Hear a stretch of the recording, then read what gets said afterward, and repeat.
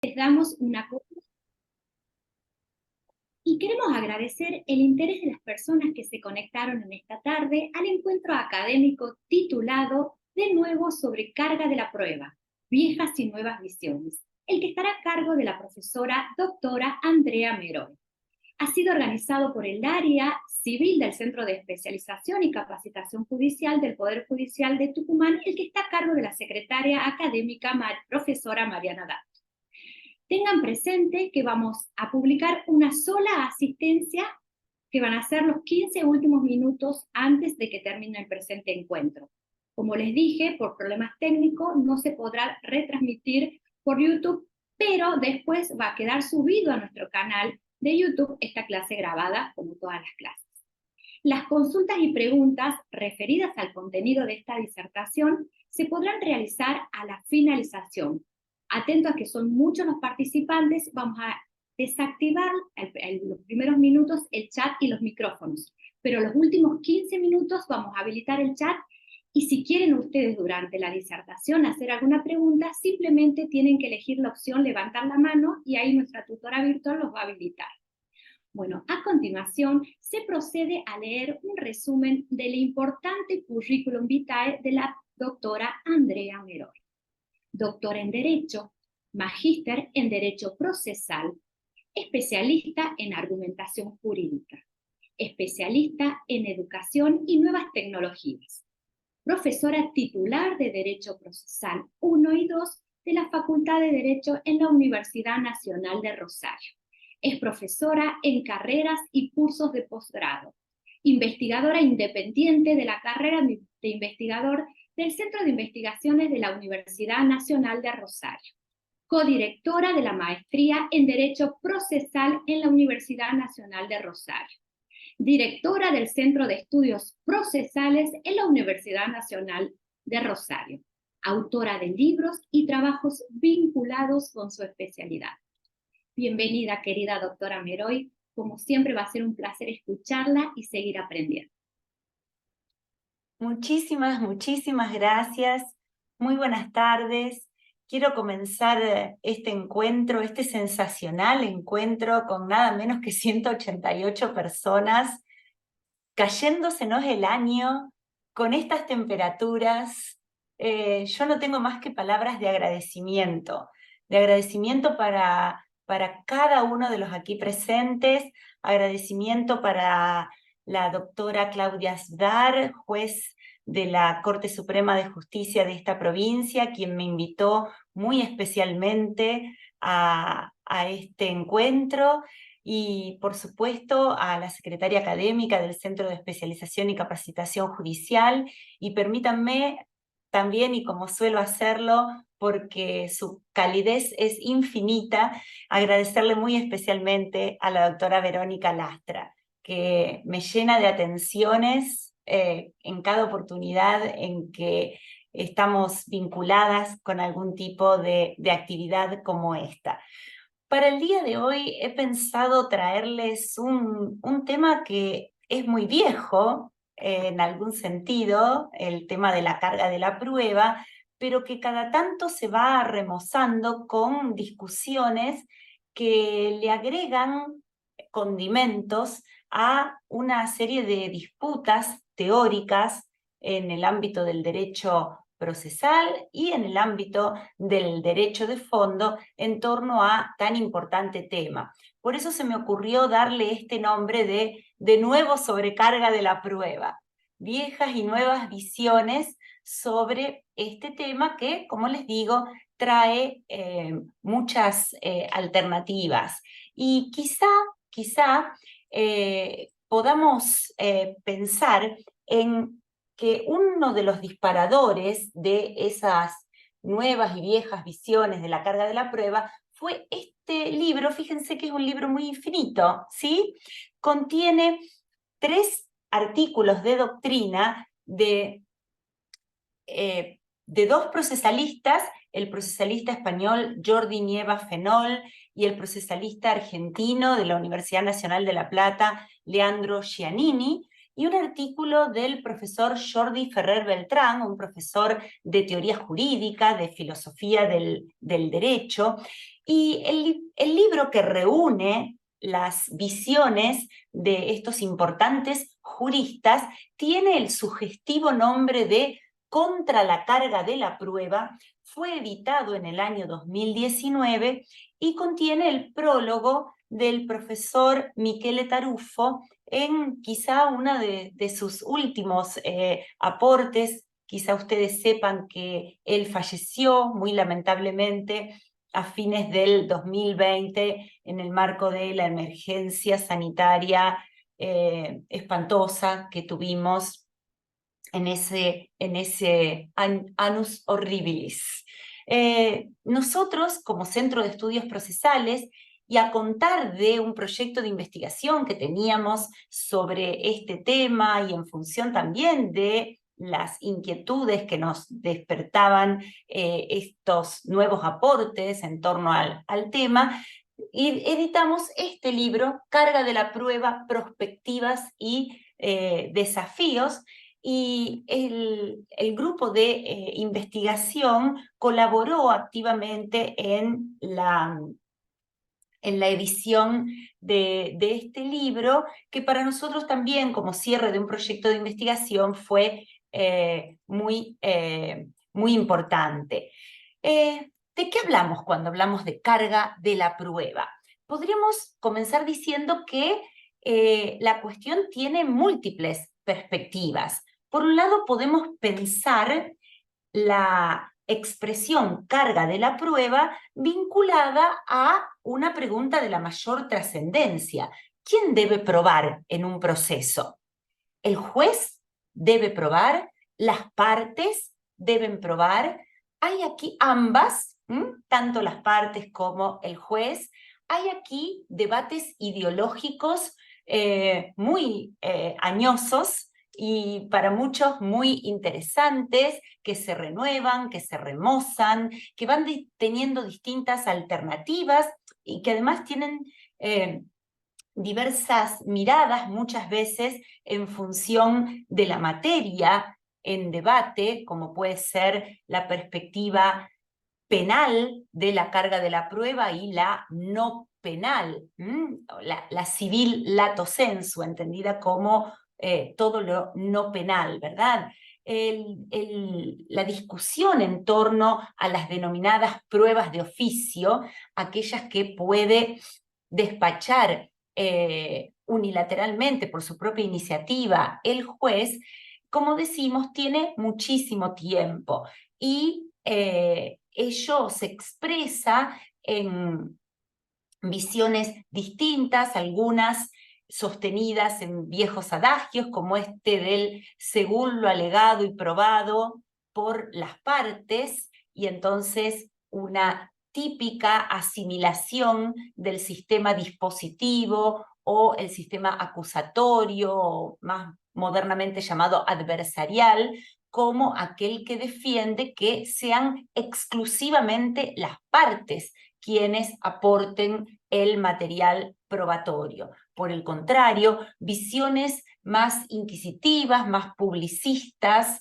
más intervencionistas, de algún modo propician que también sea el juez quien tenga para muchos la facultad, para otros no solo la facultad, sino también el deber, en tanto deber de búsqueda de la verdad, en tanto deber de esclarecimiento de los hechos en el proceso, quien también entonces aporte ese material probatorio.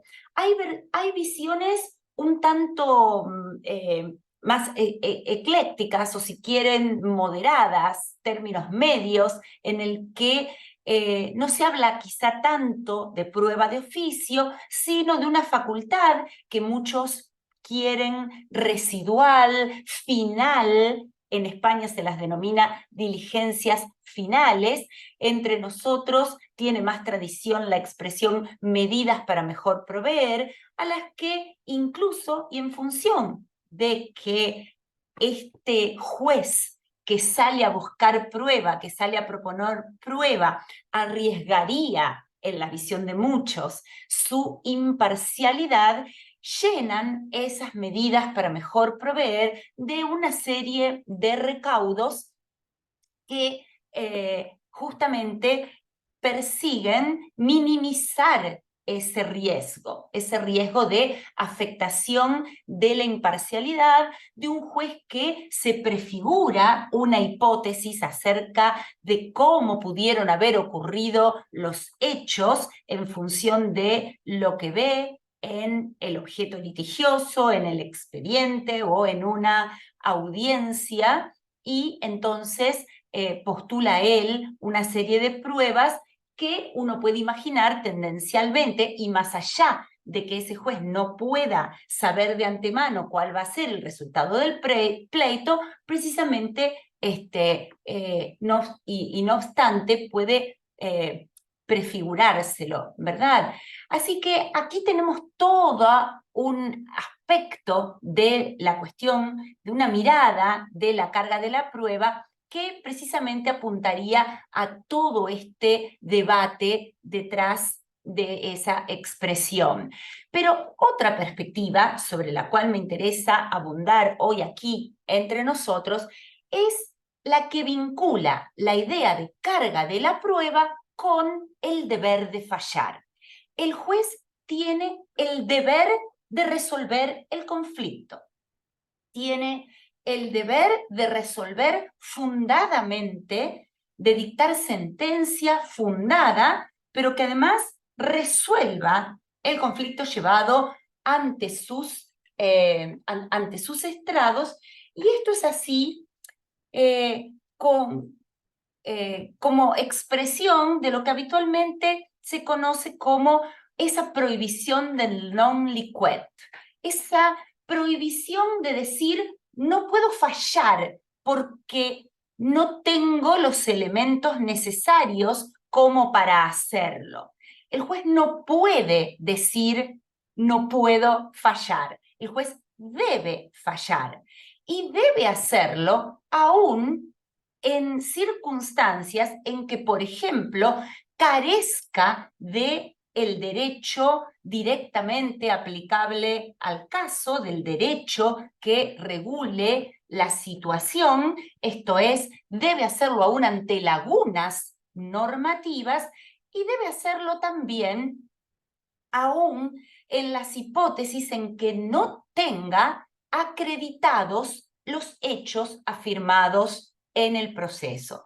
En el primer caso, la hipótesis de falta de norma que regule la situación, las leyes civiles, el Código Civil y Comercial, en este caso, el Código de Vélez, antiguamente, mandan al juez a integrar el ordenamiento jurídico conforme un orden de prelación de la respuesta jurídica que él mismo tiene que obtener a partir de principios generales del derecho, leyes análogas, lo que sabemos. Pero nos interesa justamente esta segunda situación, es decir, el caso en que el juez llega al momento de sentenciar sin prueba, sin tener los hechos objeto de la litis, sin acreditar. Y ahí es donde entra a tallar la idea de carga de la prueba. Una carga de la prueba que entra, como decimos, a jugar frente a la necesidad de decidir aún en situaciones de incertidumbre, porque como dijimos, el juez no puede no fallar, no puede, utilizando esa expresión del campo penal, sobreseer la causa, dictar una sentencia absolutoria de la instancia, inhibitoria de la instancia, o, dicho así en latín y en difícil como solemos hablar los abogados y que tanto nos critican últimamente, con el non liquet. Entonces, el juez tiene el deber de fallar, aún en la hipótesis de falta de prueba, y ahí van a venir a jugar las cargas de las reglas de la carga de la prueba. Si nosotros nos preguntamos por el tratamiento clásico del tema, vamos a encontrar una distinción entre las denominadas, ponemos así, denominadas, porque hay muchas críticas en torno a esta distinción y en torno a estas expresiones, las denominadas carga subjetiva y carga objetiva de la prueba. Por un lado, nos dice esa aproximación clásica al tema, probar es una carga de las partes. Y entonces, estas reglas de la carga de la prueba van a intentar responder sobre cuál de las partes pesa el imperativo de probar. Y a esto, habitualmente, la doctrina clásica, como decimos, lo llama la idea de carga subjetiva. Es decir, una orden el término, recuerdan la definición clásica de la carga procesal, ¿verdad? Del imperativo del propio interés. Una orden con un plazo, con un apercibimiento. Esa orden dirigida a las partes, y entonces nos preguntamos a cuál de ellas respecto de la actividad de probar. Pero también esta regla de la carga de la prueba se nos presenta en una segunda acepción y distinguida de esta carga subjetiva como una regla de juzgamiento para el juez. Una regla que precisamente a ese juez que no tiene prueba de los hechos le dice a cuál de las partes debe hacer pesar la falta de cumplimiento de aquella otra carga. Es decir, y en definitiva, a quién va a perjudicar por el incumplimiento de la carga. Y a esto, en tanto regla de juicio para el juez, en el momento final del dictado de la sentencia, se lo conoce habitualmente con la expresión carga objetiva. Para algunos, y acá traemos justamente a Michele Tarufo, al profesor emérito de la Universidad de Pavía, que mencionábamos hace un rato, y ciertamente especialista en temas de derecho probatorio, la idea de carga subjetiva no sería estrictamente tal. ¿Por qué? Tarufo dice, por un lado tenemos la regla de la adquisición de la prueba o de comunidad de la prueba. Si ustedes son memoriosos, esa regla de la adquisición o comunidad de la prueba nos decía que la prueba es común a todo el proceso o que se adquiere para todo para el proceso en sí mismo. ¿Qué quiere decir esto? Que no importa quién trae la prueba, que no importa quién ofreció este testigo, que no importa quién ofreció la prueba pericial. Una vez que la prueba está ofrecida, se desprende de su oferente y va a valer, va a servir, va a poder ser invocada tanto por el oferente de la prueba como por la contraparte. Y inclusive puede ser del caso que el testigo que yo ofrezca me termine declarando en contra de mis propios intereses. No por eso esa declaración no va a valer, al contrario, va a ser perfectamente válida y seguramente utilizada por la contraparte.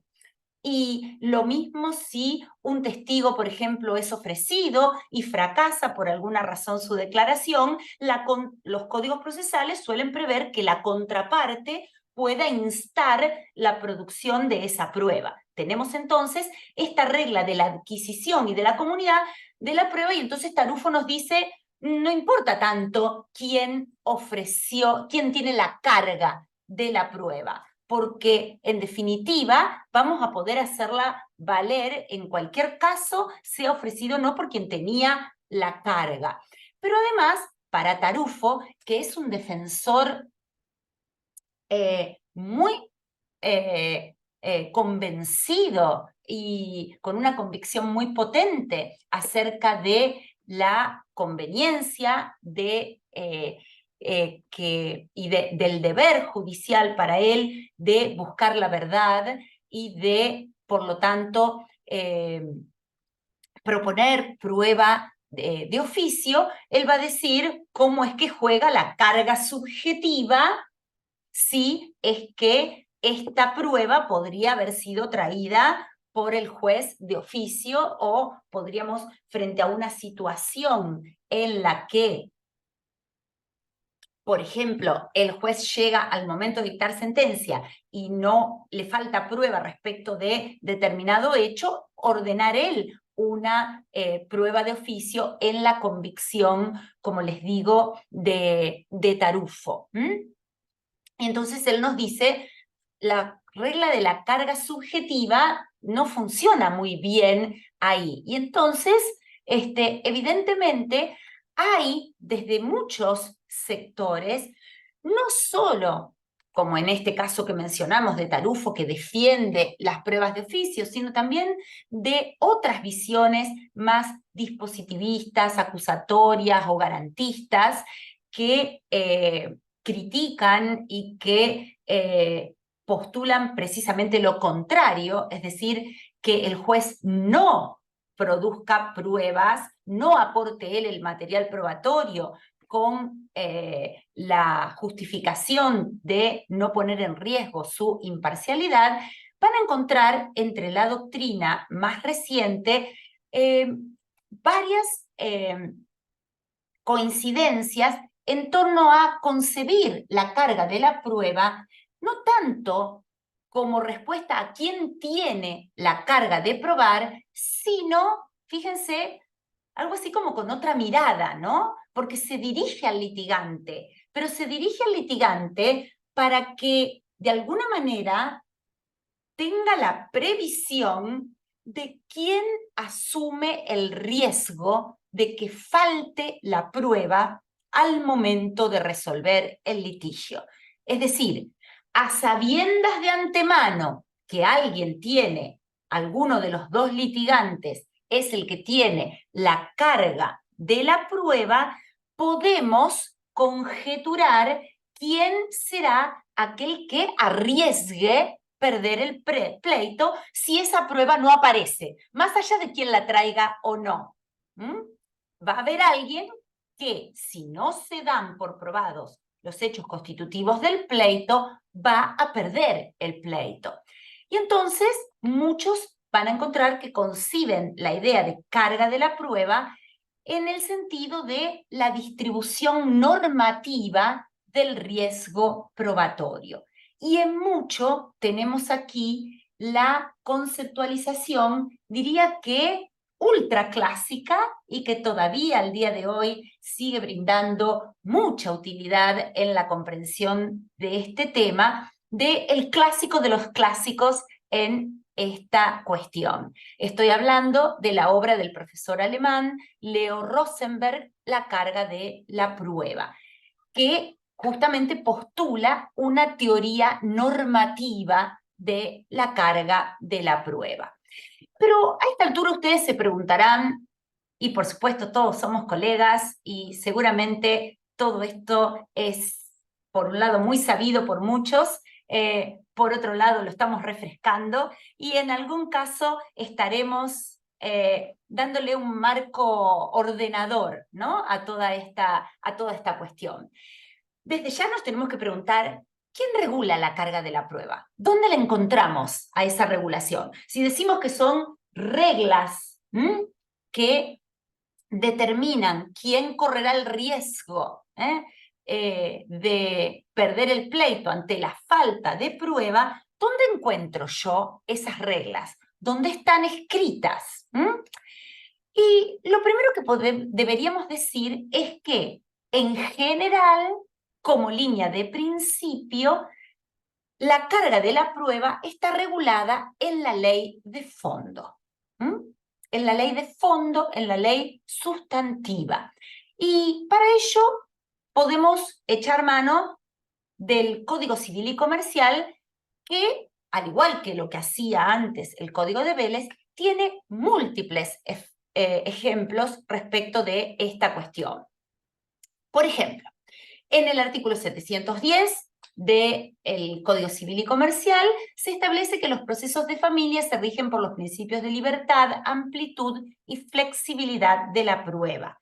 La carga de la prueba recae finalmente en quien está en mejores condiciones de probar.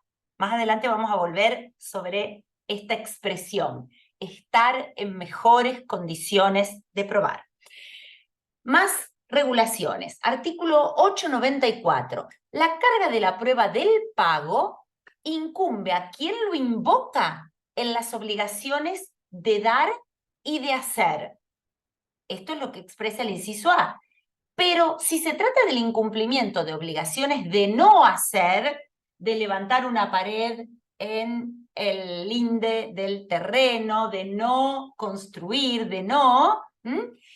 El acreedor que invoca el incumplimiento, las obligaciones de no hacer, es quien tiene la carga de probar que allí se ha hecho esa obligación, se ha incumplido con esa obligación de no hacer.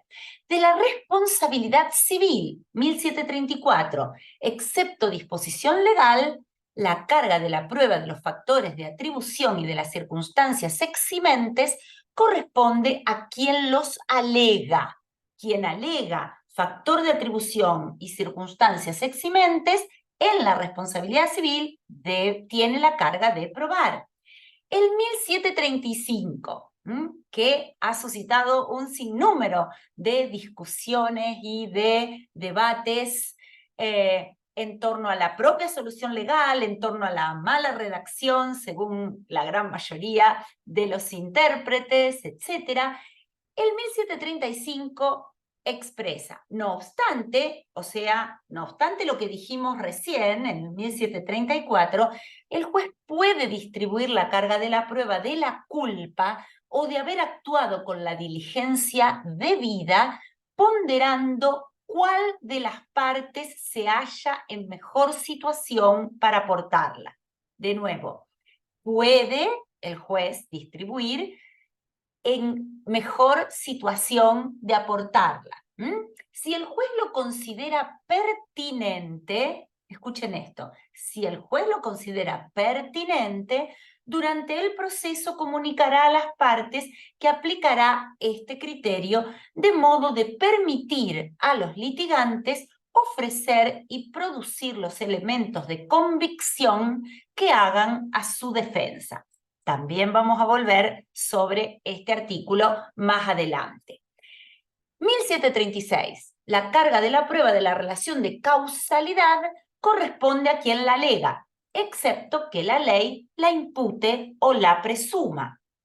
La carga de la prueba de la causa ajena o de la imposibilidad de cumplimiento recae sobre quien la invoca. Podríamos seguir con infinidad de ejemplos del Código Civil y Comercial, pero quería mostrarles precisamente cómo es que en la ley de fondo encontramos naturalmente asignaciones de carga de la prueba, reglas de esta carga. ¿Y los códigos procesales?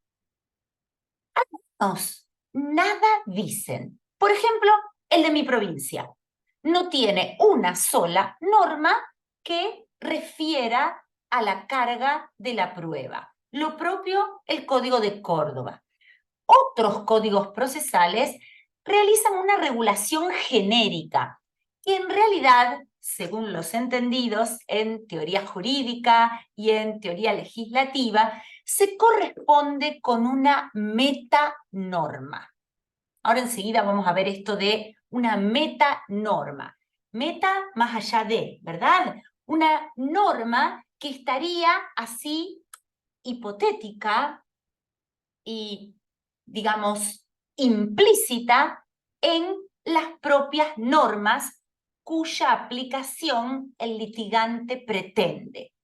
Y es por eso que un código, como el Código Procesal Civil y Comercial de la Nación, al que tantas provincias argentinas siguieron en sus regulaciones, tiene en el segundo párrafo del artículo 377 esta disposición.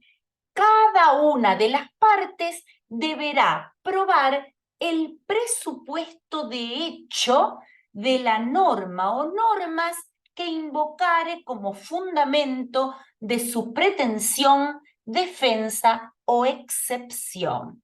Lo repito, cada una de las partes deberá probar el presupuesto de hecho de la norma o normas que invocare como fundamento de su pretensión, defensa o excepción. Y si vamos al nuevo Código Procesal, tan recientemente entrado en vigencia en la provincia de Tucumán, en el artículo 322, tenemos también en esa segunda oración la misma norma. Cada una de las partes deberá probar el presupuesto de hecho de la norma que invocara como fundamento de su pretensión, defensa o excepción. Como todos nosotros recordamos, las normas jurídicas, en especial las denominadas reglas jurídicas, esto es, aquellas que tienen las condiciones de aplicación perfectamente definidas y una consecuencia jurídica también definida, tienen un antecedente y un consecuente. En el antecedente tenemos una descripción genérica de una situación de hecho. Y entonces, si yo tengo una norma del estilo, todo aquel que matare a otro tendrá una pena de 15 a 25 años, de 8 a 25 años de prisión. El antecedente es todo aquel que matare a otro, y después volveremos sobre alguna singularidad penal. Si yo, como fiscal de la causa, pretendo la aplicación de esa norma, sobre mí pesa la carga de la prueba que quiero que esa norma se aplique del presupuesto de hecho en el que fundo, de la norma en la que fundo mi pretensión. Si yo tengo una norma del estilo, cada vez que sea la entrega de la cosa en compraventa debe ser el pago del precio, y pretendo que me paguen el precio e inicio un pleito porque no me lo han pagado voluntariamente, seré yo que pretendo que me paguen el precio quien tenga la carga de probar el antecedente de hecho de la norma cuya aplicación pretendo. O sea, que yo he entregado la cosa en calidad de compraventa. Esa es la metanorma, que no está explícita, porque imagínense lo que sería que de cada norma, de cada uno de los 2000 y pico de artículos del Código Civil y Comercial, termináramos diciendo y que en este caso la carga de la prueba la tiene tal, en este caso la...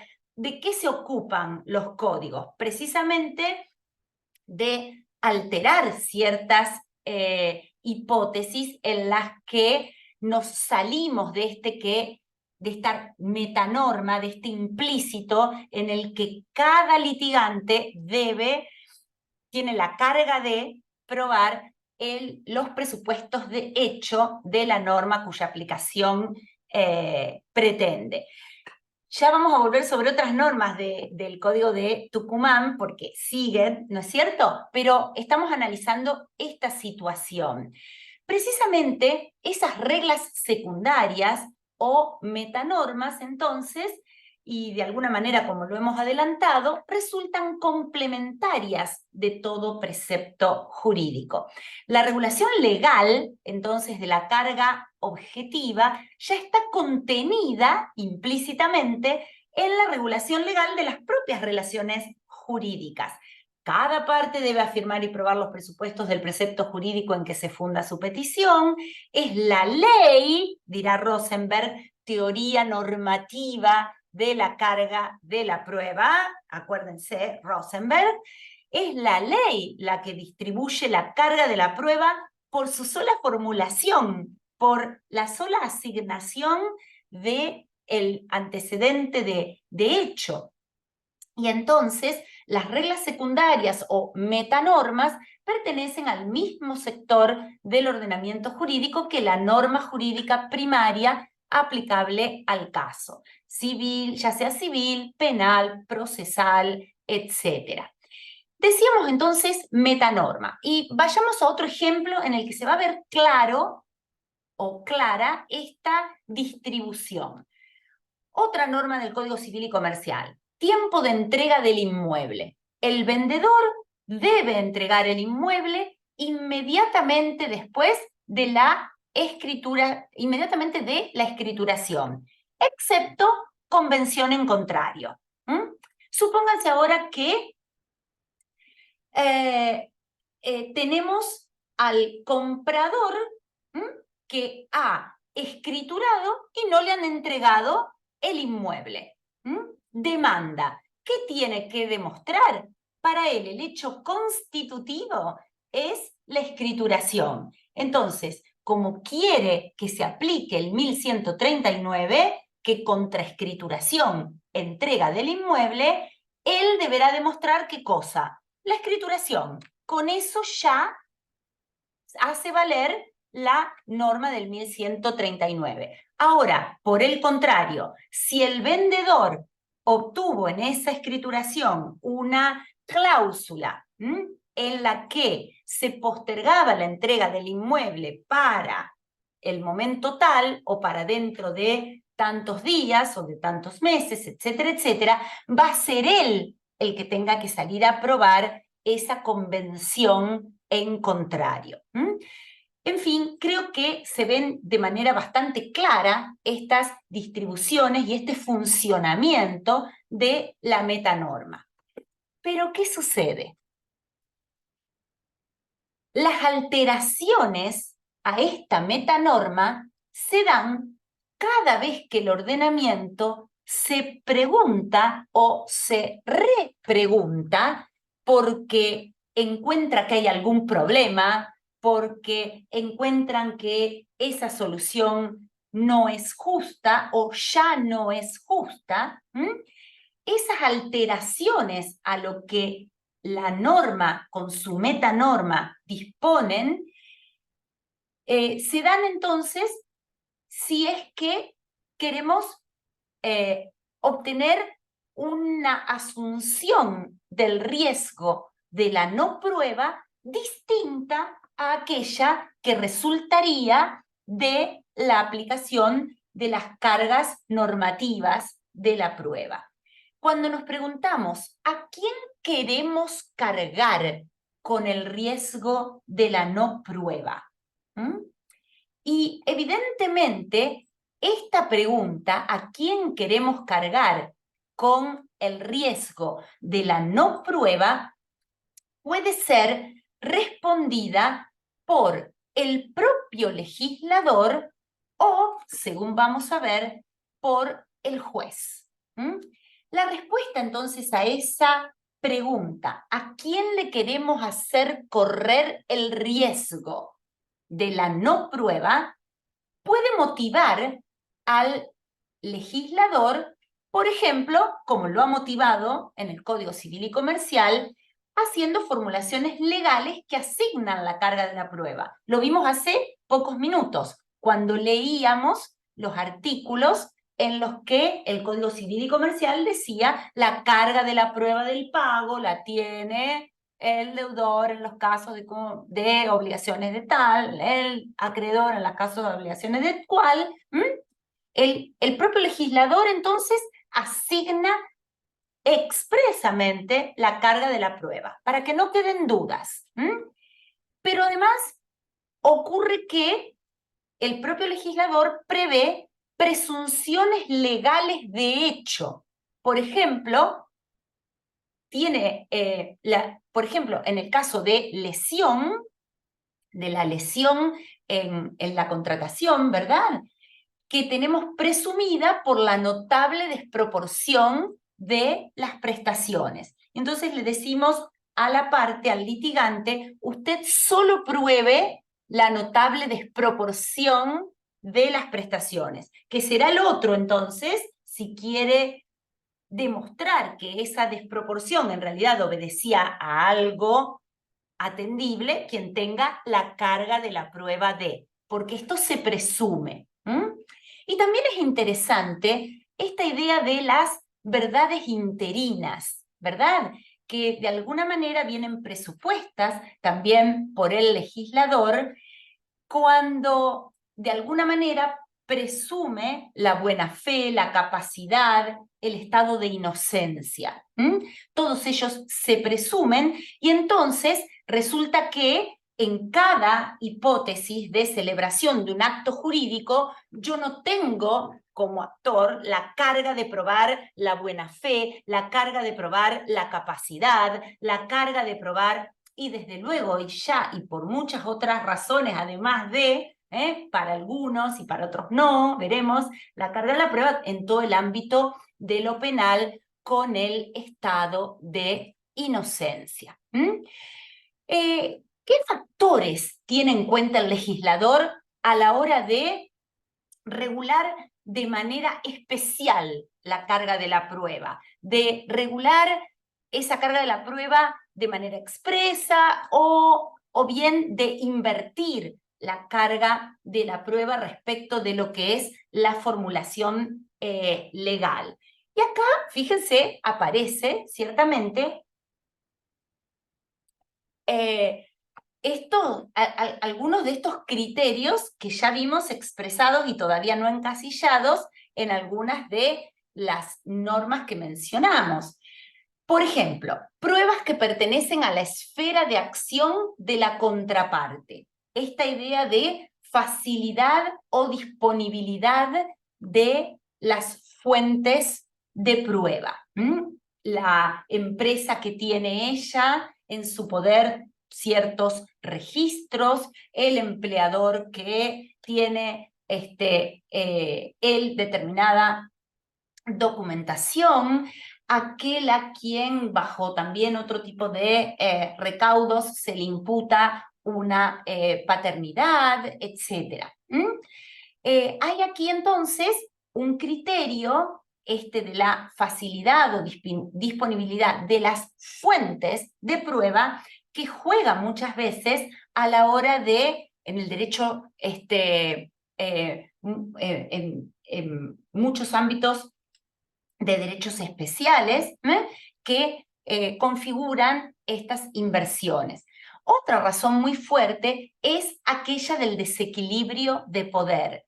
Piensen en el típico caso del derecho laboral y las numerosas presunciones e inversiones de la carga de la prueba que se generan en ese ámbito precisamente por este desequilibrio de poder y entonces el deseo, la voluntad del legislador de hacer correr el riesgo de la no prueba al más poderoso y favorecer al menos. A veces el desequilibrio es de conocimiento respecto de las especificidades técnicas o científicas de un demandado y de la imposibilidad de obtener la prueba por el actor. Y finalmente podríamos pensar en que el legislador quiera, efectivamente, tenga la finalidad política de asegurar una particular tutela a determinadas posiciones jurídicas sustanciales, como vemos muy frecuentemente en estas últimas décadas respecto de los vulnerables jurídicos, respecto de los consumidores, respecto de sectores sociales que el legislador quiere favorecer especialmente. Esto entonces, desde la perspectiva de una alteración de esa pregunta, ¿a quién le hago correr el riesgo de la no prueba? Esa alteración respecto de las metanormas ya implícitas en las normas jurídicas por el legislador. Veamos ahora la otra situación, la otra hipótesis. La respuesta a esa pregunta, ¿quién por la alteración de ese riesgo de la no prueba, puede estar dada por el juez? Es decir, la respuesta puede ser jurisprudencial. Y acá hace el ingreso una ya vieja teoría de la década del 80, como ven ahí entre nosotros, por por el gran procesalista santafesino Jorge Walter Peirano y su socio doctrinario en esa época, en 1981, el doctor Julio Chiappini, que hicieron una divulgación muy exitosa, muy prolífica de lo que ellos denominaron la doctrina de las cargas dinámicas de la prueba o cargas probatorias dinámicas.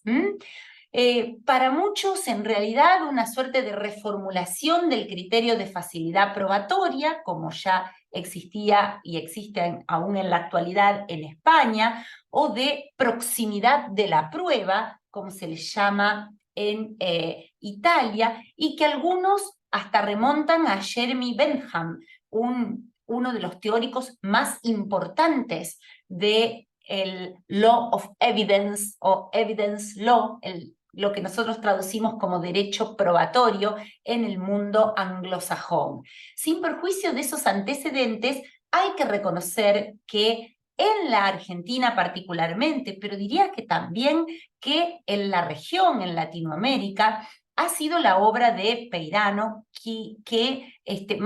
la que más impuso el tratamiento tal y como lo conocemos y tal como, y como jurisprudencialmente aparece de manera muy frecuente estas doctrinas de la carga dinámica de la prueba. Una doctrina que persigue la afirmada finalidad de facilitar la búsqueda de la verdad y de dictar una decisión justa.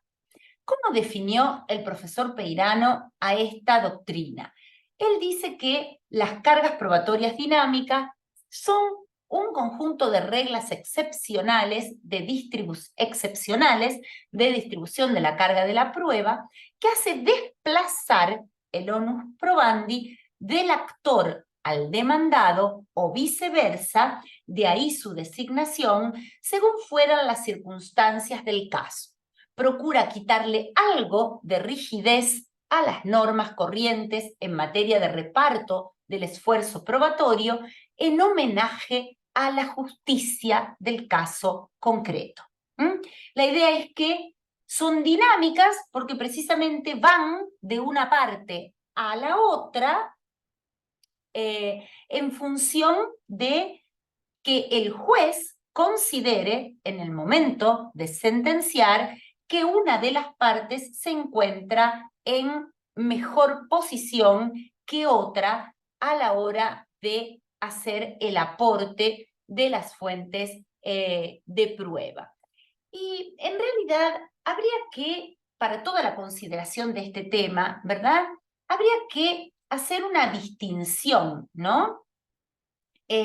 Porque cada vez que se dice o se habla de estar en mejores condiciones de probar o se hace referencia a la facilidad o disponibilidad de la prueba, en realidad hay, por lo menos desde una visión un tanto más analítica de la cuestión, una suerte de confusión entre conceptos, ¿no? Una cosa es que una parte tenga la carga de la prueba, o sea, el riesgo, asumir el riesgo de esta no prueba, y entonces tenga la carga de ofrecer el medio probatorio. Otra cosa es la aportación de la fuente de prueba y otra es la concreción, la final, o sea, lo que técnicamente llamamos la producción de la prueba. ¿Por qué? Porque muchas veces, en realidad, a lo que nos estamos refiriendo con esto de estar en mejores condiciones de probar o de facilidad o disponibilidad de la prueba, es precisamente de pensar quién tiene en su poder, por ejemplo, un documento. ¿Quién tiene en su poder, por ejemplo, los objetos sobre los cuales recaerá o debería recaer una prueba pericial?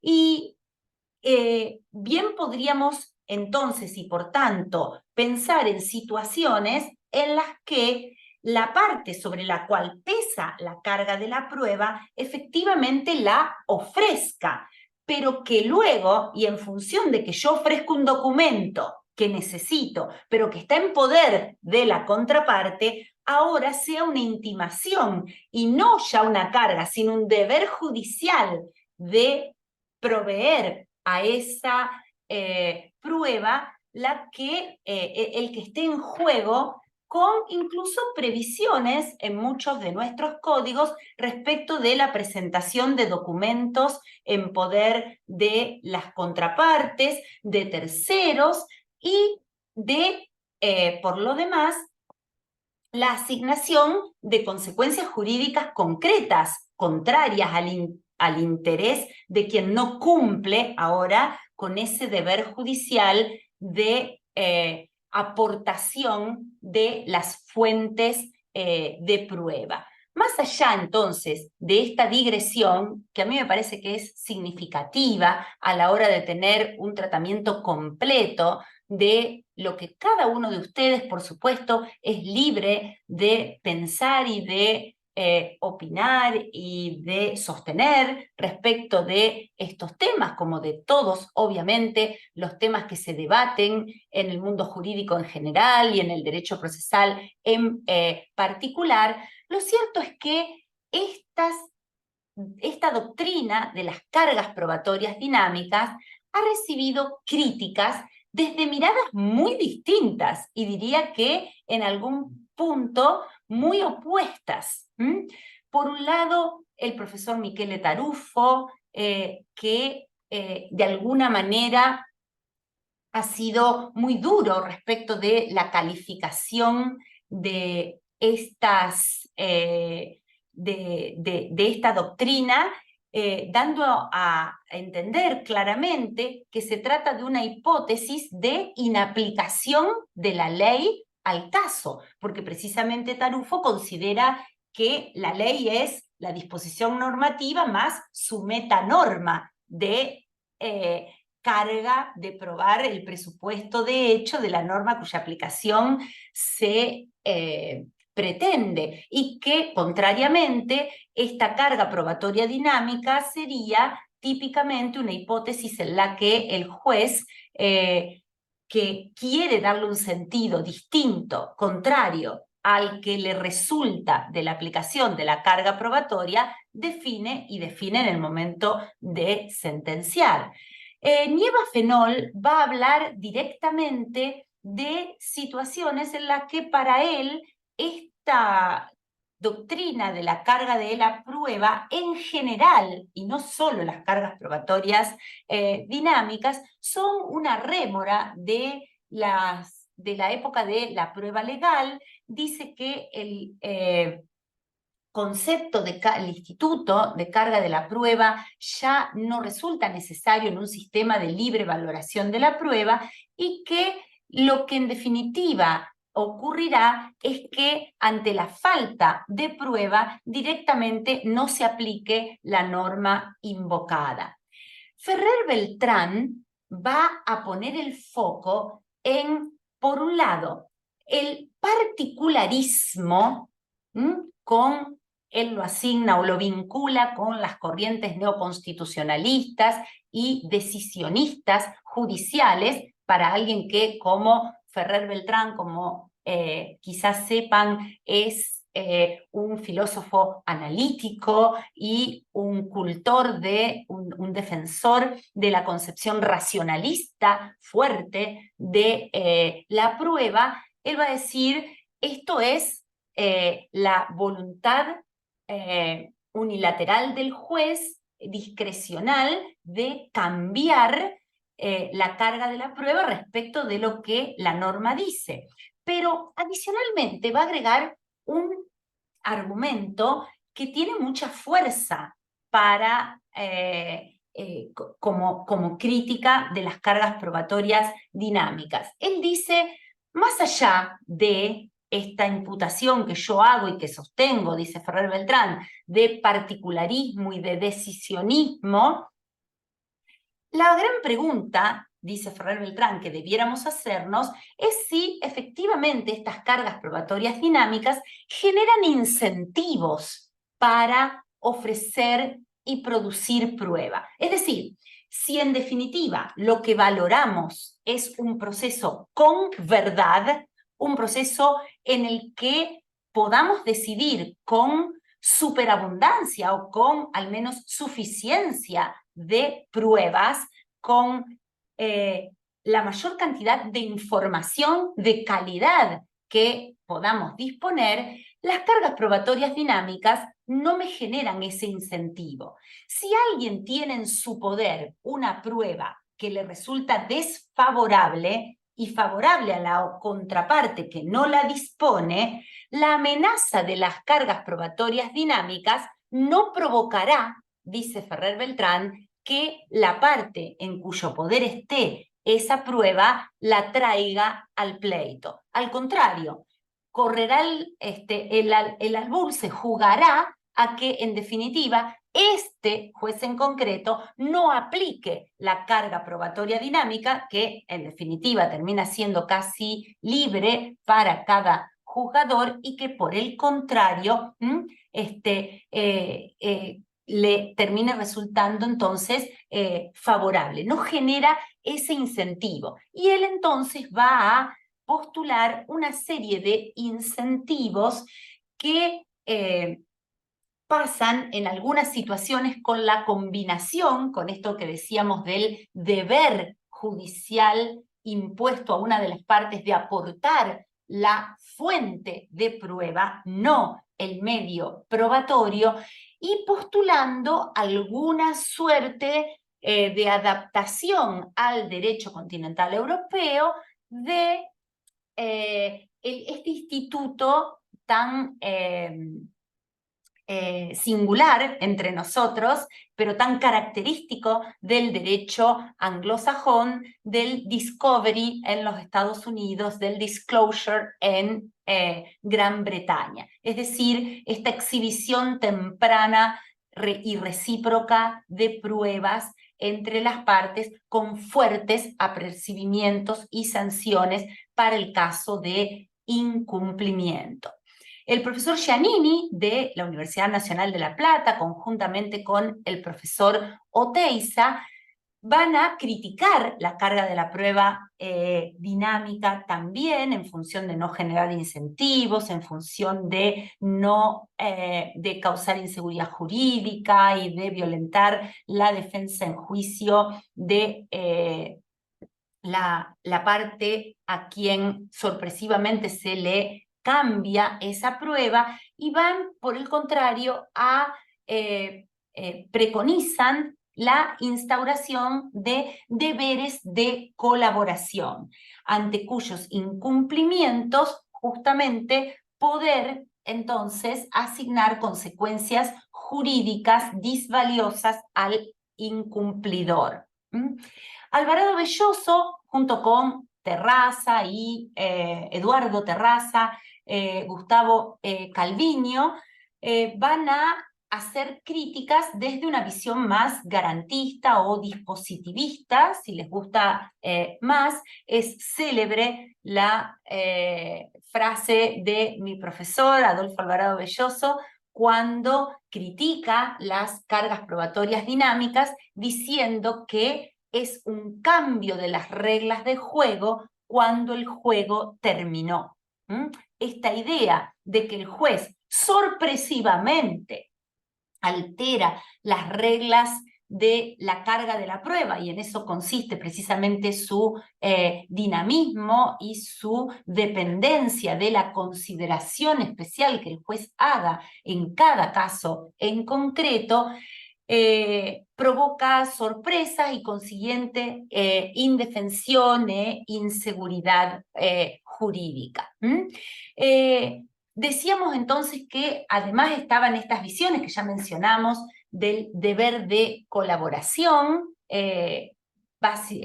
principalmente defendidas en nuestro país por Oteiza y Giannini, que también distinguen entre la carga de probar, en el sentido de tener por probado un hecho, con la carga de presentar evidencia, el deber judicial que ellos, el deber de colaboración que ellos propician, precisamente se queda en esta carga de presentar evidencia, de presentar los documentos, de presentar toda la información que es de la que se cuente.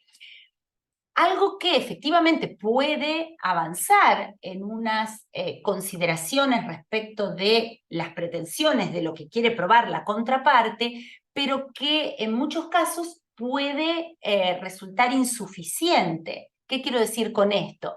Que viene la parte y dice, esto es todo lo que tengo. Y quizás sea muy difícil de dimensionar, de concluir si efectivamente están diciendo la verdad o si siguen ocultando cierta información, cuando esto queda solamente en estos términos y no viene acompañado de una serie de afirmaciones, aunque no sean prueba plena, suficiente, por la parte que pretende justamente ese aporte de las fuentes de prueba.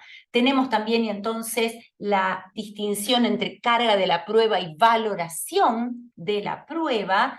Muchos desprecian que estemos ante hipótesis de aplicación de las reglas de la carga de la prueba y dicen en realidad esto es valoración de la prueba, e incluimos en esto muchas veces la conducta de la parte procesal, la conducta omisiva, la conducta que de alguna manera es reticente del litigante, y como decíamos hace un rato, también otras propuestas superadoras.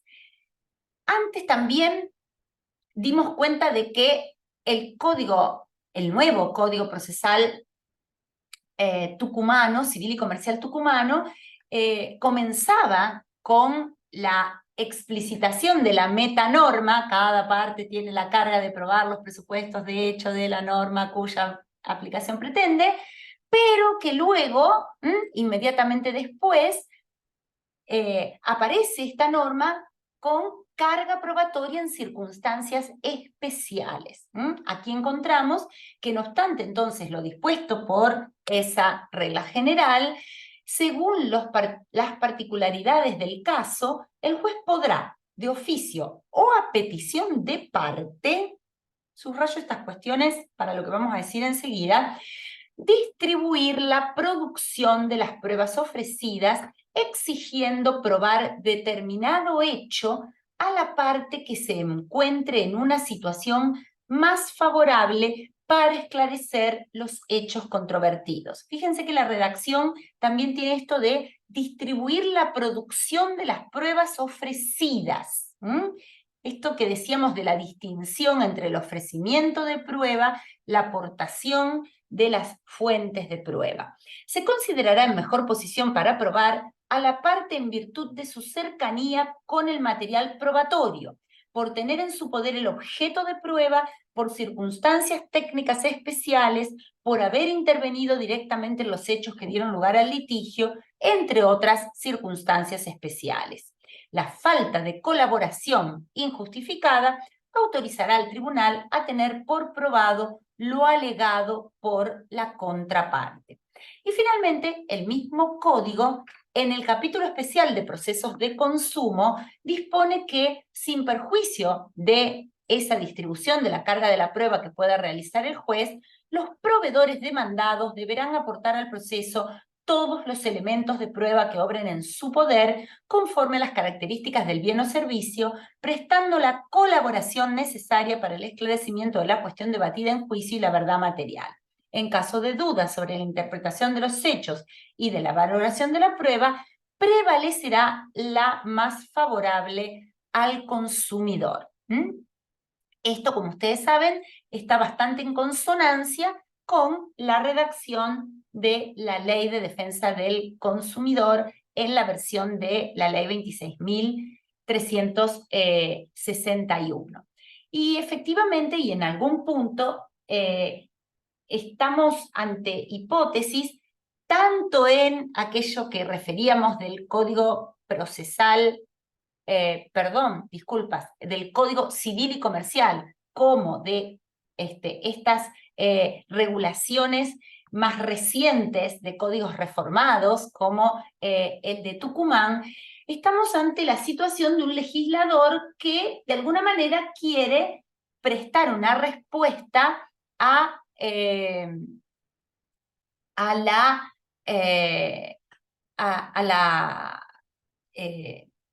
eventual sorpresa, que esto no termine siendo un demérito, que la alteración de la carga de la prueba no aparezca con la notificación de la sentencia, esto es, en un momento procesal en el que ya la parte a quien ahora a partir de la sentencia se le carga con la prueba no tiene ninguna posibilidad de reaccionar, de alterar su situación procesal en el pleito. Y entonces vemos esas previsiones como una manera de compatibilizar ambos criterios, el de la previsibilidad que nos da la teoría normativa de la prueba y de alguna adaptación en función de la dificultad probatoria o de no estar en poder de esas fuentes probatorias. Ese anuncio del juez debe serlo en una etapa temprana. Muchos de las regulaciones actuales, de estos códigos procesales más recientes, lo colocan en la audiencia preliminar. Resultan ciertamente, no sé cómo calificarlo, pero he visto en mi ciudad algunos jueces que frente a una demanda y como norma general, proveen la demanda con esos decretos de estilo, ¿no? Por presentado, por parte, por iniciada la acción que expresa, hágase saber a las partes que este juez aplicará las cargas probatorias dinámicas, proveyendo la demanda. No sabe ni cómo se va a trabar la litis, ni qué va a contestar el demandado, ni probablemente haya leído con gran detenimiento la propia demanda, pero lo pone así por las dudas, así ya no hay sorpresas. Pareciera ser una utilización bastante irresponsable, por decirlo así, y nada cauta, de este anuncio.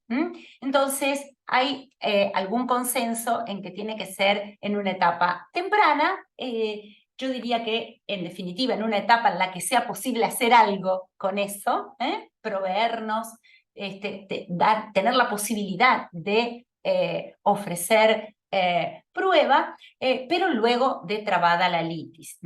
Hay, por supuesto, distintas definiciones en torno a la facilidad y en muchos casos no hay consensos en torno a esto, pero yo entiendo que respecto al menos de ciertos temas hay algún corpus ya jurisprudencial y doctrinario que cualquiera podría establecer. Ciertas demandas de mala praxis médica suelen ser ya un clásico de este desplazamiento de la carga de la prueba.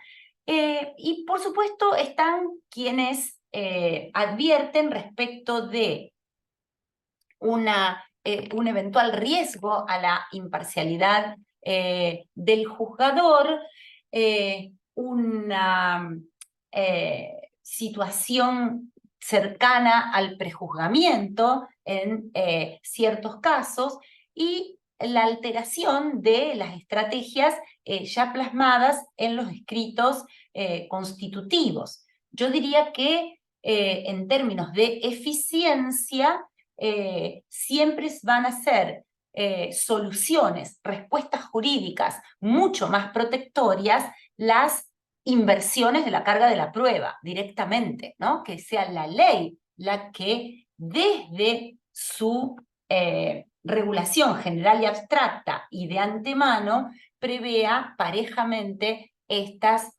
situaciones. Pero esto es lo que tenemos entre nuestros nuevos códigos y como algunas soluciones propiciadas por la doctrina. Entonces, yo diría que en cualquier caso y ante hipótesis de determinación de la carga de la prueba por el juez, yo diría que desde la propia perspectiva del juez propiciaría una cautela.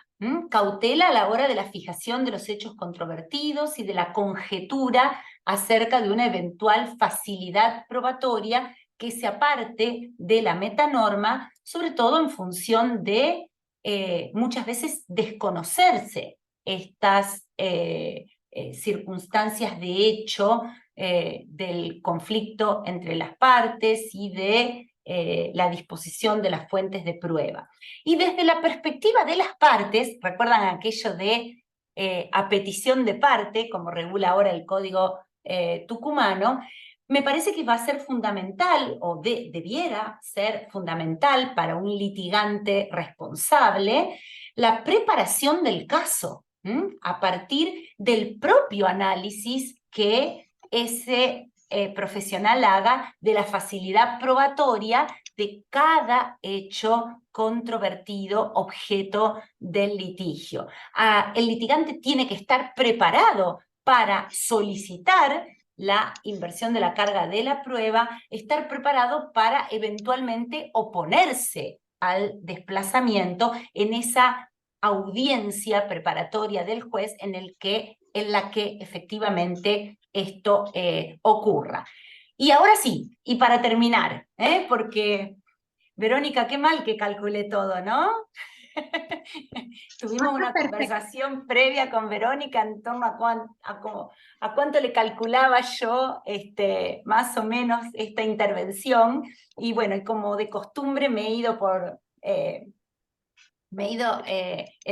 la previsión del tiempo, pero bueno, simplemente algunos apuntes para penalistas o procesalistas penales. En el ámbito penal y en función de la historia que hemos tenido de mutación de procesos inquisitivos, muy inquisitivos, más o menos inquisitivos, mixtos, hacia una suerte de transformación de virtualmente la gran mayoría, si no todos, nuestros procesos penales en acusatorios o, como decíamos hace un rato, adversariales, como se los denomina modernamente. Este también ha sido un clásico del procesalismo penal o del ámbito de lo penal. Y desde ya muchos negaban la idea de la carga de la prueba en función de que el juez de instrucción era él el que salía a probar. Pero aún desde la perspectiva de procesos adversariales, hay quienes ponen en signo de interrogación que se pueda aplicar en el ámbito penal la propia idea de carga de la prueba. Muchos, por ejemplo Mayer, que defiende a ultranza el sistema adversarial y la proscripción de la prueba en cabeza del juez, él lo que dice es el indubio pro reo, y ese principio o presunción o estado de inocencia con los distintos matices que estas expresiones traen, hace innecesaria la idea de carga de la prueba. Por el contrario, hay otros autores, como típicamente Alberto Binder. Acá tenemos la obra de Alberto Binder en el tomo 5, que justamente defiende a ultranza la idea de carga de la prueba, y la idea de carga de la prueba absolutamente en cabeza del acusador, proscribiendo todo tipo de prueba de facultad oficiosa probatoria del juez y poniendo en serio cuestionamiento algún tipo de desplazamiento en cabeza del imputado, incluido este artículo 268, 2 del Código Penal que ven en pantalla, la hipótesis del enriquecimiento ilícito de los funcionarios públicos, duramente criticado por Mayer, Binder y otros procesalistas penales, con diferentes respuestas jurisdiccionales en torno a su constitucionalidad o no. Binder especialmente lo critica a esto, diciendo que en definitiva, él dice, leo textual, la cuestión es si la falta de respuesta a la intimación de justificación que justifique, si se lo intime, ¿no es cierto?, a justificar la procedencia del enriquecimiento patrimonial, si esa falta constituye una inversión de la carga de la prueba y luego si ella, más allá de su justificación por razones de eficacia político-criminal, constituye una violación a la garantía constitucional de presunción de inocencia. Diversos fallos doctrinarios han señalado que si lo que el funcionario imputado debe hacer es demostrar que su enriquecimiento es legal, entonces es evidente que existe una inversión de la prueba. Otros han tratado de salvar esa objeción interpretando que se trata de un delito omisivo, donde la conducta ilícita consiste en no dar razones del incremento patrimonial ante una intimación concreta a hacerlo. Esta última forma de construir el tipo penal como omisivo es un modo artificial que busca evadir las objeciones constitucionales, pero no solo no es admisible, sino que constituye un peligroso retruécano teórico que se puede aplicar a muchas otras situaciones. El núcleo del delito es enriquecerse de modo ilícito en la función pública, y ello debe ser probado como cualquier otro hecho. Existen formas de hacerlo que serán trabajosas, pero más costoso aún es propiciar violación al sistema de garantías. Binder va a ser especialmente enfático en el estadio de consolidación de las garantías procesales penales a la hora de no querer dejar ningún resquicio a esta posibilidad de desplazamiento de la carga de la prueba. Bueno, disculpen por el exceso de entusiasmo y de tiempo insumido en todo esto, pero quería brindarles un pantallazo lo más completo que se pudiera del estado de este tema entre nosotros e incluso entre juristas muy destacados de España, de Italia, y quedo, por supuesto, a disposición de todos ustedes para cualquier duda, aclaración o lo que sea. Muchísimas gracias, doctora, a usted. La verdad que no se excedió porque nosotros teníamos previsto este tiempo para usted, así que tranquila. Muchas gracias. Yo tengo anotado algunas consultas que escribieron en el chat y saben, después de leerlas y de que la doctora las conteste, el que quiera hacer otra pregunta puede también elegir la opción, levantar la mano y hacerla habilitando su micrófono. Acá lo tenemos a Gustavo Míguez Leme. Dice, entiendo mal, carga dinámica. Si ofrezco pruebas supuestamente en poder de la otra parte, ¿su no producción implicaría una presunción en su contra?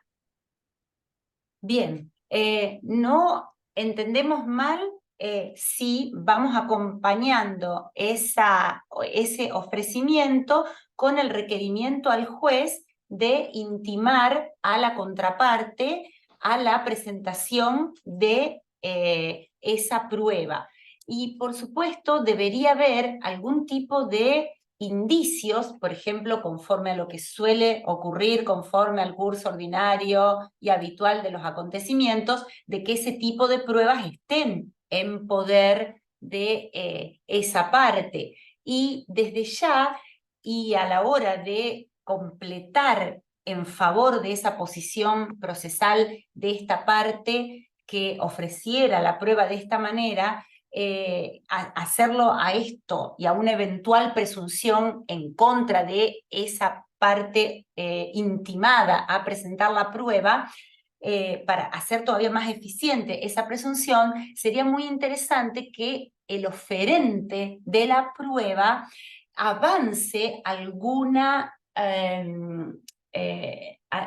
afirmación respecto de lo que estaría en poder de esa prueba, de esa contraparte, ¿sí? Del contenido del documento, si tuviera alguna conjetura o tuviera algún otro medio de conocerlo, de sospecharlo, etcétera, etcétera. Muchas Así que gracias. esté bien, rodeado de estas aclaraciones.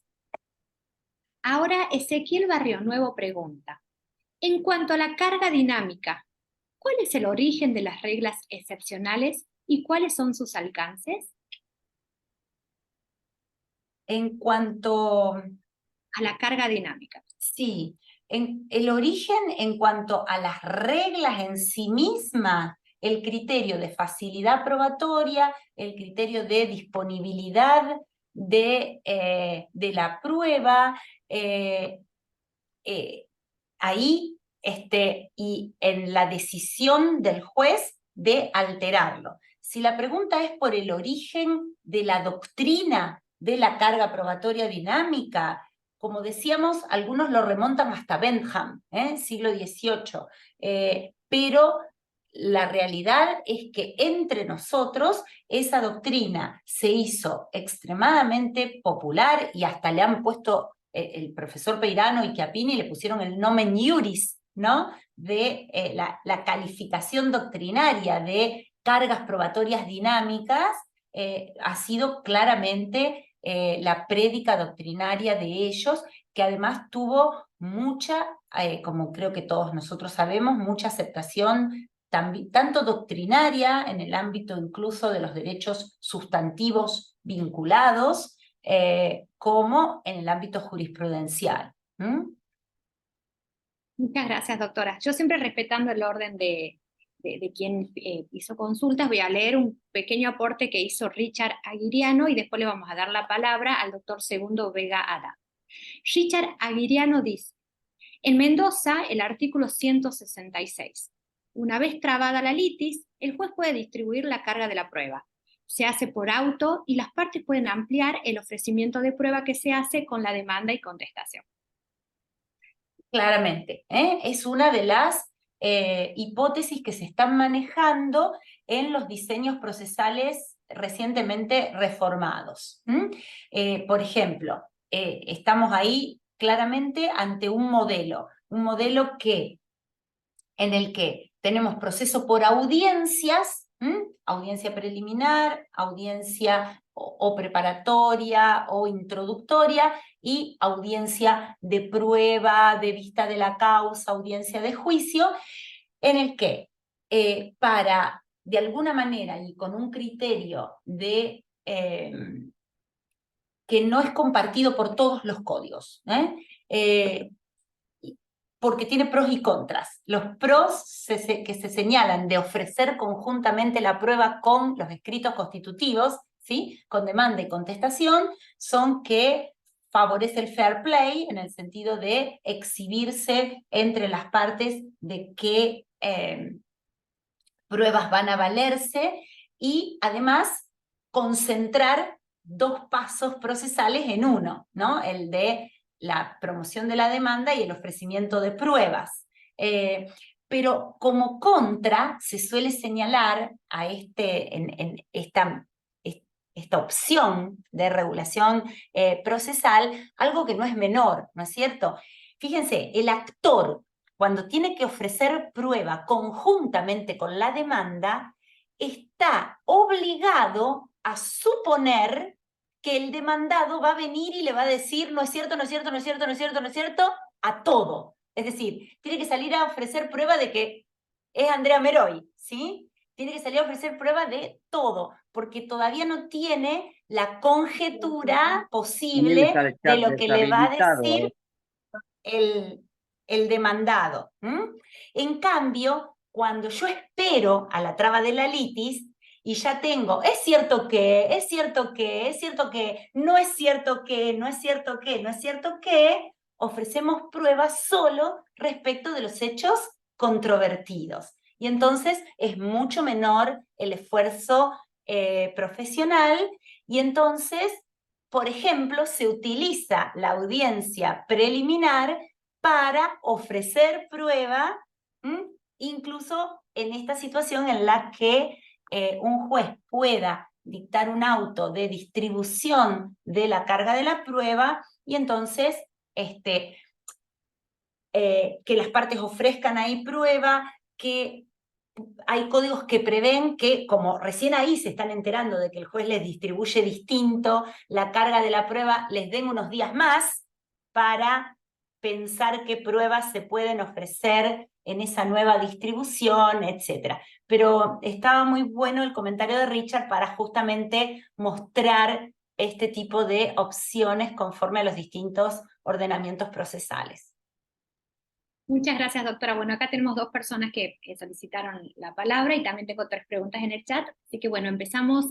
Segundo Vega Haddad, por favor, ¿puede habilitar su micrófono? Sí, ¿qué tal? Buenas tardes. Bueno, Verónica, muchas gracias a vos y a Giovanna y al centro por darnos la oportunidad a los litigantes, abogados litigantes, de participar de este espacio. Y bueno, doctora, excelente tu exposición. La Gracias. verdad que, bueno, rescato y he rescatado muchos conceptos que creo que vos los mencionaste, si bien la praxis jurídica es, digamos, es habitual y es una herramienta que nosotros echamos mano para litigar, pero creo que la dogmática y las posiciones doctrinarias son importantes para entender la esencia bueno, de la temática, ¿no? En este caso, la carga de la prueba, yo rescato algunos conceptos tuyos que dijiste. Bueno, la carga de la prueba es una institución clave para el desarrollo y la conclusión del proceso judicial, ¿no? Y que tiene implicancias teóricas y prácticas, tanto en lo jurisprudencial como en la litigiosidad propiamente dicha. Y si bien en la utilización como una herramienta procesal, obviamente que difieren los criterios respecto sobre todo a la praxis. eh, Mi pregunta va precisamente respecto a si tomamos un análisis de una perspectiva de interés práctico, tanto como la carga de la prueba como un aporte o principio de la parte, o como un criterio de valoración o regla del juez. ¿Cuál es el fundamento, volviendo a la cuestión de la dinámica, cuál es el fundamento de la dinámica en la carga probatoria, por un lado? Y también creo que da para otra clase también el tema de la argumentación y cuál es la importancia de la argumentación jurídica, que creo que obviamente vos estás especializada en ese tema, en la prueba de los hechos propiamente dichos, ¿no? Bueno, vuelvo un poco sobre este tema del fundamento de la carga probatoria dinámica. A ver, la carga probatoria dinámica, me parece que me faltó una vuelta de tuerca respecto de ciertas cuestiones que están íntimamente conectadas con esto de juzgar aplicando la carga de la prueba. Estamos hablando de un juicio sin verdad, ¿sí? Estamos hablando de un juicio en el que no hay prueba. Hipotéticamente, un juicio en el que ninguna de las dos partes produjo nada. Se colgaron con las pruebas. Podría ser del caso. Podría efectivamente suceder eso. Es raro, pero podría suceder. Pero también en aquellas hipótesis en que la prueba que se produce no logra convicción, no logra acreditar aquello que supuestamente necesitaba la parte para ganar que sea acreditado. Yo necesitaba probar el homicidio, yo necesitaba probar la compraventa, yo necesitaba probar el incumplimiento culpable, yo necesitaba probar el carácter de embistente. Yo necesitaba probar eso y no tengo prueba de ese hecho que es presupuesto de la aplicación de la norma que yo pretendo, ¿sí? ¿Cuándo aparece la carga probatoria dinámica? ¿Cuándo está el fundamento de la carga probatoria dinámica? Miren, yo se lo voy a decir de manera dura, pero de manera que muchos quizá vayan a compartir. Ahora después nos preguntamos por los fundamentos, pero estamos frente a una situación en la que el juez tiene autos para sentencia, ¿sí? Mira el expediente o revisa la audiencia oral de producción de las pruebas y dice, ¿y este no probó? ¿Y este consumidor no probó? ¿Y este progenitor no probó? ¿Y esta víctima del accidente de tránsito no probó? Pero a mí me parece que es justo que gane el pleito. Y entonces, en muchos casos, de manera muy leal, él va a decir, ah, bueno, pero en realidad, la norma dice que este quería aplicar la norma de el presupuesto de hecho del embistente, tenía que probar todo esto. Yo ahora voy a decir que el que estaba en situación de facilidad respecto de la prueba, o el que tenía a su disposición toda esa prueba, era la otra parte, y que por tanto él no incumplió la carga, que es dinámica, pasa de esto que es lo que dice el Código Civil y Comercial, o es lo que dice la ley tal, o es lo que dice la metanorma implícita en esta norma cuya aplicación pretendo, y yo, en función de que quiero el resultado distinto como juez, y porque lealmente, supongamos, no pensemos que hay un juez incluso justiciero, ¿sí? Que tiene el hunch, la corazonada de que es justo que gane este que no probó, sino que él lealmente cree, como hay tantas hipótesis, piensen en los casos de mala praxis médica, piensen en los casos de consumidor, piensen en los casos efectivamente de cantidad de situaciones en las que muchas veces es la parte contraria la que tiene en su poder esa prueba, etcétera, etcétera, las partes no fueron diligentes en esas cuestiones, nadie trajo ninguna prueba, o no trajeron prueba contundente, y ahora entonces el juez le desplaza la carga de la prueba, y ahí está el fundamento, en lo que diría Peirano, en criterios de facilidad probatoria, en criterios de disponibilidad de la prueba, que hacen a que excepcionalmente el juez en estos casos entiendan que es de justicia para el caso desplazarla. Y por eso va dinámicamente de un lado para el otro. No sé si lo contesté finalmente a esto del fundamento de la carga probatoria dinámica, que por supuesto es un tema fundamental. Sí, y con relación a la argumentación, evidentemente, ya sea que, primero, nuestra intención sea defender a capa y espada la teoría normativa de la prueba. Señor juez, usted no me cambia la carga la carga de la prueba. ¿Qué teoría dinámica? ¿Qué no dinámica? ¿Dónde está mi defensa en juicio? No se puede soportar la sorpresa. ¿Dónde tengo garantía yo, ahora, una vez que se dictó la sentencia, de tal cosa? Si fuera esto de lo sorpresivo. Argumentar en favor de eso. O en la audiencia esa preliminar, cuando el juez te diga, usted tiene más facilidad probatoria, tenés que tener preparado elementos argumentativos, con datos, incluso con todo esto que estamos diciendo de estos autores que critican la carga probatoria dinámica, ver qué argumentos te pueden servir de eso. Es decir, y en definitiva, hay que brindar razones. Y esas razones van a provenir tanto de aspectos analíticos de la argumentación como de aspectos dialécticos en función de lo que yo tengo como facilidad probatoria, pero de lo que yo puedo conjeturar que sean las posibilidades probatorias del otro, de mi contraparte, y por supuesto elementos retóricos, elementos que apuntan a persuadir al juez de que en realidad esto que él me está diciendo de la facilidad no es tal, porque mire, yo tengo estas y estas dificultades. Esto no lo tengo en mi poder, esto no lo puedo conseguir, esto no estaba, yo no tengo obligación legal de tener todas estas cosas en mi poder, la cosa que sea en función del caso en concreto, ¿no?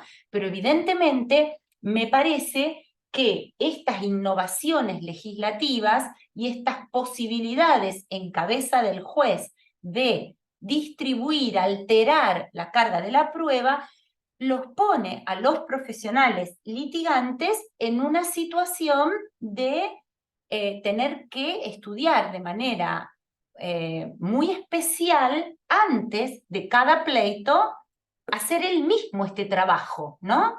De ponerse en el zapato del juez y pensar, ¿qué me va a decir el juez respecto de estas pruebas?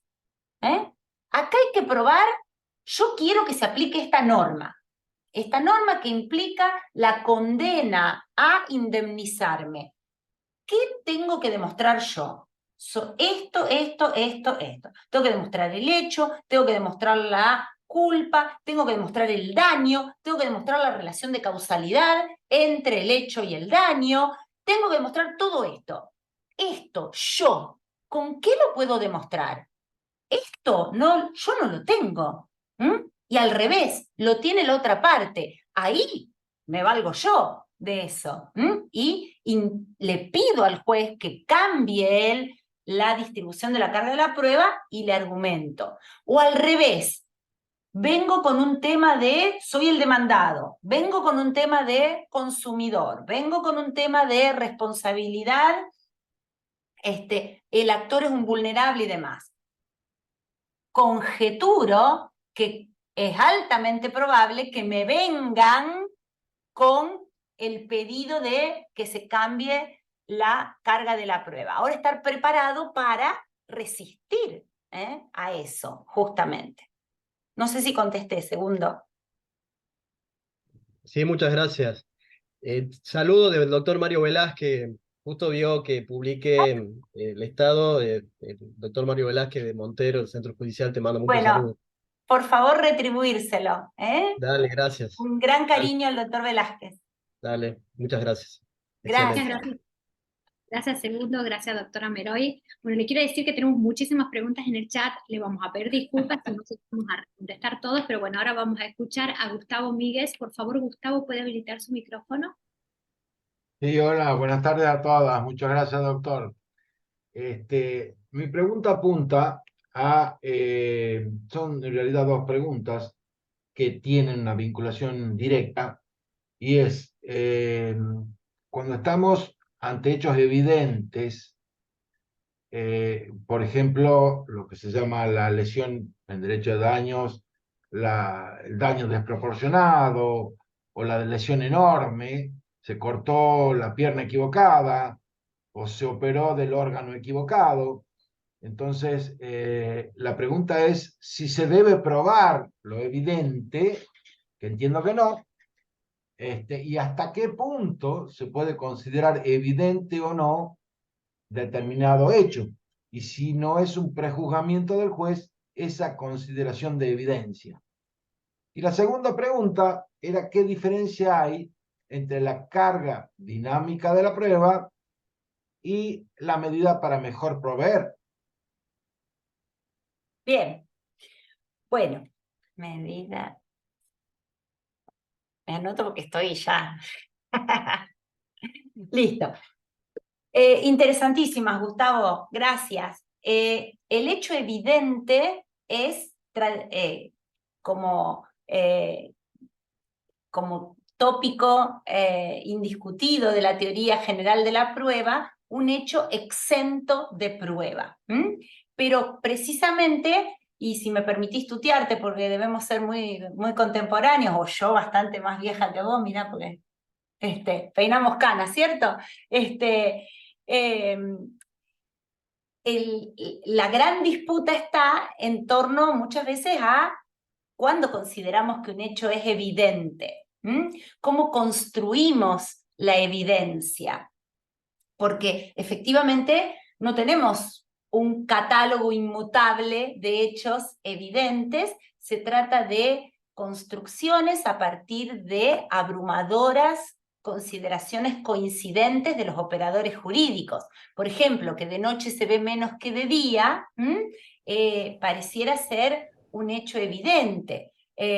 O que en la Argentina hay inflación, pareciera ser un hecho evidente en estos días y demás. Quizá lo que debiéramos discutir es, bueno, cuál fue el índice de inflación del periodo por el que estamos discutiendo, pero nadie quizá discutiría el hecho de la inflación, aunque tengamos esos criterios de inmutabilidad nominal que no podemos creer que existan todavía en este estadio de la evidencia respecto de esos hechos.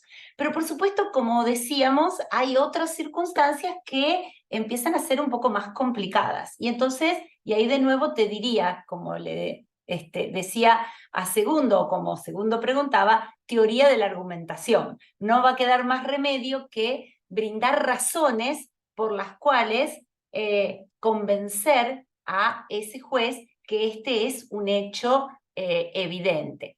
También puede resultar útil la distinción entre hecho evidente y hecho notorio. El hecho evidente es aquel que resulta tal y exento de demostración para la generalidad de las personas por el solo hecho de vivir o de vivir en un momento y un tiempo determinado. Pero el hecho notorio, en cambio, estaría más restringido a ciertos círculos, a ciertas categorías que pueden ser de lo más variadas, como por ejemplo un sector de la actividad económica o grupos de personas con afinidades, etc. Por ejemplo, en un pleito entre agentes de bolsa, el horario de la rueda puede ser un hecho notorio exento de demostración entre ellos. Así que efectivamente tenemos ahí un catálogo de hechos exentos de prueba en el que por lo pronto estamos exentos de prueba y exentos consecuentemente de la aplicación de estas reglas de la carga de la prueba, porque en realidad están exentos. Y en cuanto a la medida para mejor proveer, la medida para mejor proveer es una facultad que muchos códigos brindan al juez, precisamente como fórmula alternativa a la aplicación de la regla de la carga de la prueba. Hace un rato decíamos, ¿cuándo aparece la regla de la carga de la prueba? Ante la necesidad de fallar, el deber del juez de fallar, y ante la falta de acreditación de un hecho, que por supuesto es un hecho que se considera indispensable para poder aplicar la consecuencia jurídica prevista por la norma o las normas que se pretenden aplicar. Y entonces, frente a un juez que, autos para sentencia, no tiene prueba, la alternativa puede ser salir él a buscar pruebas de oficio o medidas para mejor proveer, o bien aplicar lisa y llanamente las reglas de la carga de la prueba. A su turno, si él considerara la posibilidad de la medida para mejor proveer, podría ocurrir una de dos cosas, ¿no? Que el resultado de la medida para mejor proveer le brinde prueba, le pruebe alguna circunstancia que él necesitaba para poder fallar justamente o que no la brinde, ¿sí? Y entonces ahí no le va a quedar más remedio que aplicar la regla de la carga de la prueba, pero puede tener esta alternativa. Por supuesto que entre las visiones más restrictivas de la procedencia de las medidas para mejor proveer, no va a estar esta hipótesis en que no haya nada de prueba, ¿sí? Es decir, las visiones más restrictivas de los dispositivistas, garantistas, etcétera, de las medidas para mejor proveer, precisamente van a postular que esa facultad no sea usada como fórmula de salvar la negligencia probatoria de las partes, ¿verdad? Ellas tienen esas cargas que cumplir, bla, bla, bla, bla, bla. Pero bueno, esa sería la diferencia. La medida para mejor proveer es una facultad precisamente para buscar pruebas frente a la insuficiencia o, como digo, una vez más, en estas visiones un poco más restrictivas, para salir de una duda, en realidad. Para salir de una duda. Muchísimas gracias. Doctora, tal vez se me ocurría un ejemplo un poco simplista y burdo de un hecho notorio, un daño producido a una casa que está al lado de una cancha de golf con una pelotita de golf. O sea, es de suponer, no tengo que probar que es causa o la relación causal entre el jugador de golf y la pelotita que terminó dentro del living, ¿no? Ese concepto de Vélez, de lo que suele suceder conforme al curso ordinario y natural de las cosas, es tan rico, tanto para la cuestión de la relación de causalidad y de tantos otros aspectos de las pretensiones en sus aspectos sustantivos, como también, fíjense, para este tema de las pruebas, ¿no es cierto? El hecho normal. El hecho normal exento de prueba en el sentido de lo que habitualmente ocurre cuando tengo estos datos que claramente estás exhibiendo, Gustavo. Así que yo acuerdo. Muchísimas gracias y la felicito brillante. Pero muchas gracias a todos ustedes. En un Muchísimas gracias. momento dado vi más de 250 y pico de personas. Les cuento, doctora, tuvimos 300 conectados en el momento récord, después ya se publicó la asistencia y bueno, por cuestiones... Me van a hacer creer Taylor Swift.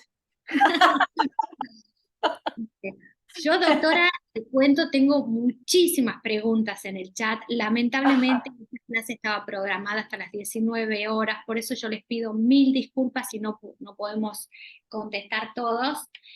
No queríamos dejar de agradecerle a nuestra disertante en nombre de las señoras vocales de corte a cargo del Centro de Capacitación, que actualmente son la doctora Claudia Flar y la doctora Eleonora Rodríguez Campo. Queremos Muchas agradecer gracias a las dos.